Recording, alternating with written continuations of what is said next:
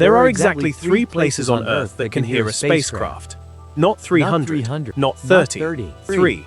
One in the California desert, one outside Canberra in Australia, and one in the hills west of Madrid. Together they form a triangle around the planet, spaced evenly, so that as the Earth turns, at least one of them is always facing out into the solar system. Every message from every deep space probe humanity has ever launched, Voyager on the edge of interstellar space, the rovers on Mars, the orbiters at Jupiter and Saturn, comes home through one of those 3 sites. There is no fourth. There is no backup network waiting in reserve. On Friday, July 24th, a wildfire burned straight through one of them. The fire that has been tearing across the hills west of Madrid reached the town of Robledo de Chavela, where NASA's Madrid Deep Space Communications Complex sits among the pines. The entire town was evacuated.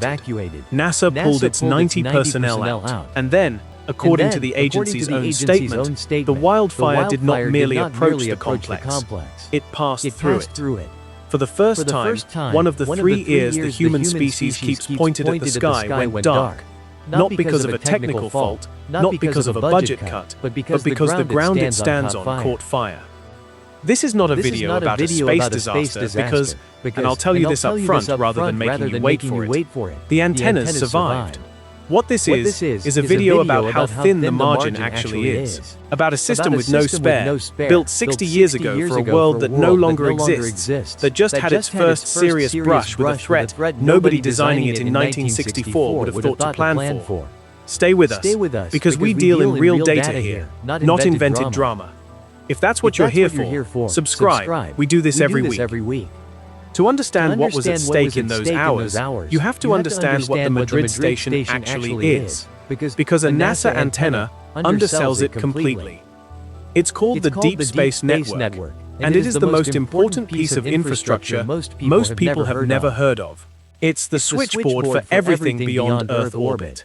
When a spacecraft a billion miles away needs to send back what it found or receive a command telling it where to point, that conversation runs through the DSN. Nothing else can do the job. The distances are so vast and the signals coming back so faint, often a fraction of a billionth of a watt by the time they arrive, that you need enormous, exquisitely sensitive dishes just to catch them at all. There are 3 complexes. Goldstone in the Mojave Desert of California, Canberra in Australia, and Madrid at Robledo de Chavela, about 40 miles west of the Spanish capital. They are not in those 3 places by accident. They sit roughly a third of the way around the planet from each other, about 120 degrees of longitude apart. And that spacing is the whole design. Because the Earth rotates, any single station can only see a given patch of sky for part of the day. The rest of the time, the planet itself is in the way. But with 3 stations evenly spaced, as one rotates out of view of a spacecraft, the next is already rotating into it. The coverage is continuous. There is never a moment when a probe in deep space cannot, in principle, reach home. That elegance is also the vulnerability. 3 is the minimum number that makes continuous coverage work, which means every one of the 3 is load-bearing. Lose one, and you haven't lost a third of a comfortable surplus. You've lost one of the 3 legs the whole thing stands on. The Madrid complex is not small. It has a giant 70-meter dish, one of the largest steerable antennas on the planet, and 5 more 34-meter dishes around it. Those antennas have been working since the mid-1960s. They tracked Mariner 4 on the first flyby of Mars. They supported Apollo. They've carried the outer planet missions for half a century. And on Friday, smoke was drifting across them while a fire front moved through the grounds. Here is what actually happened, in order because the sequence matters. The fire had been building in the Sierra Oeste, the range of hills west of Madrid, as part of a wildfire emergency that has forced hundreds of thousands of people from their homes across Spain and France this month. On Friday the 24th, it intensified and pushed toward Robledo de Chavela. Spanish authorities ordered the whole town evacuated. NASA evacuated the complex. All 90 people on site out safely. Security personnel stayed at the perimeter, but the operations staff were gone. And with the station evacuated, the antennas stopped working. If you looked at NASA's public Deep Space Network tracker in those hours, a live map that shows which dish is talking to which spacecraft in real time, the Madrid site had gone quiet. None of its antennas were communicating with anything. For the first time, that corner of the triangle was dark. Then the fire arrived. NASA's statement was blunt. The wildfire passed through the complex, and any potential damage would be assessed when it was safe to do so. For a period, nobody at the agency could even tell you whether the antennas had survived, because it wasn't safe to go and look. Think about that gap for a second. 6 of the most sensitive radio dishes ever built, worth an amount of money that's genuinely hard to state, standing unattended in the path of an uncontained wildfire, and the people responsible for them could do nothing but wait for the flames to move on and hope. That's not a failure of anyone's competence. The staff did exactly the right thing. You evacuate people, always, before equipment.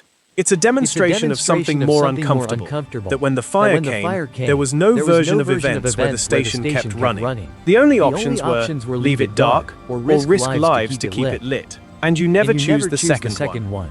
Now here is the reassuring part, and it's genuinely reassuring, because the system was built with exactly this kind of loss in mind, just not this particular cause. The moment Madrid went down, its share of the work shifted to the other two stations. NASA runs the network on what it calls a follow the sun model, control of the whole DSN hands-off between the 3 complexes through the day as the Earth turns, the way air traffic control regions hand off a flight. With Madrid out, Goldstone in California and Canberra in Australia simply took over its scheduled contacts. NASA said the transition was seamless, and that spacecraft communications continued uninterrupted. For most missions, on most days, that works. The 2 remaining stations can cover a great deal of what the third would have handled. No probe was lost, no command went undelivered. From the outside, nothing broke. But Seamless is doing some quiet work in that sentence, and it's worth pulling apart, because 2 stations are not the same as 3. When one corner of the triangle is gone, there are stretches of each day when the geometry simply doesn't cooperate. Windows where the spacecraft a mission needs to reach is best seen from the missing station's slice of the planet, and now can't be. Everything still on the network is competing for time on fewer dishes. And the way NASA resolves that competition is by priority. The urgent, time-critical missions get their slots. The others get their data downlinks reduced, or delayed, or rescheduled. We know this is how it goes because it has happened before, for gentler reasons. During a major crewed mission a few years ago, when a crew capsule was the network's top priority, the DSN throttled back the data coming down from the James Webb Space Telescope, from the Mars rovers, from other active spacecraft, to free up capacity. Nobody was harmed. But the science slowed down, because there were only so many dishes and too many things asking for them. That same arithmetic is what one fewer station imposes, except this time, the missing capacity wasn't loaned out on purpose. It was taken by a fire. And there's one spacecraft for which the Madrid station is not just useful but close to irreplaceable, and it's the most famous one we have. Voyager 1 is now more than 15 billion miles away in interstellar space, running on the last trickle of power from a plutonium source that fades a little more every year. Its signal, by the time it reaches Earth, is almost unimaginably faint. Reaching it and hearing it answer takes the biggest dishes we've got, pointed from the right place at the right time. Because of where Voyager 1 sits in the sky, Madrid's location matters for talking to it. With the Madrid complex offline, some of the arraying options from that longitude, the technique of ganging multiple antennas together to catch a whisper of a signal, simply aren't available. It doesn't mean we lose Voyager. Goldstone and Canberra still reach it, but it can mean fewer contacts, or lower quality data, from a spacecraft that is already living on borrowed time, and that we will not be able to hear at all for very much longer, fire or no fire. There's something quietly striking about that. The oldest, most distant thing humanity has ever built, whispering from the dark at the absolute limit of our ability to listen. And one of the 3 ears we'd used to hear it was, for a few days, full of smoke. So let me give you the resolution, because you've earned it after all that, and it's good news. On July 25th, Once the fire front had passed and it was safe to go back in, NASA's emergency response team walked the site. What they found was far better than the agency's grim initial statement had prepared anyone for. The damage was primarily to pavement and to the vegetation around the complex. There was no significant structural damage to the antennas or the buildings. The dishes, the actual irreplaceable hardware, came through. NASA's press secretary confirmed the site had avoided major damage. The fire had swept across the grounds, scorched the approaches, blackened the ground between the dishes, and moved on without taking the thing that mattered. That's a genuinely lucky outcome, and I don't want to dress it up as anything darker than it was. The antennas are fine. Madrid will come back online. The triangle will be whole again. But I want to be honest about why it's worth your 20 minutes, even though it ends well. Because the reason it ends well is partly luck, and luck is not a plan. Here is the part that stays with me. The Madrid complex was sited in that spot in 1964. When engineers chose those hills west of Madrid, they were solving for radio quiet, a place far enough from cities and interference that the dishes could hear faint signals cleanly. Wildfire that could sweep through the grounds was not high on the list of things they were designing against, because the fire environment of central Spain in 1964 was not the fire environment of central Spain today. It is a different climate now, and this month is the proof of it. The fires around Madrid are part of what officials are calling one of the most severe wildfire emergencies in modern European history, driven by 3 consecutive heatwaves that baked the continent through late spring and early summer, drying the vegetation into fuel. The fire that reached the antennas, the Avila blaze nearby that became the largest in Spain's recent history, the enormous evacuations across the French southwest, these aren't separate freak events. They're the same overheated, dried-out summer expressing itself in a dozen places at once. And the trend underneath is not subtle. Health authorities across the European region have recorded a large jump in wildfires in just the last few years. Spain and Portugal have seen fire activity roughly double compared with the same period the year before. The fire seasons are starting earlier, running hotter, and reaching places the old maps considered safe. Which puts the Madrid station in a category worth naming: critical, irreplaceable infrastructure, built for a threat environment that no longer matches the one it now lives in. It was fine this time. The dishes survived. But fine this time is exactly the phrase that precedes the times things are not fine. And the fire seasons feeding this risk are getting worse, not better, on every measure we have. The uncomfortable question NASA and Spain's space agency now have to sit with is not whether the antennas survived this fire. They did.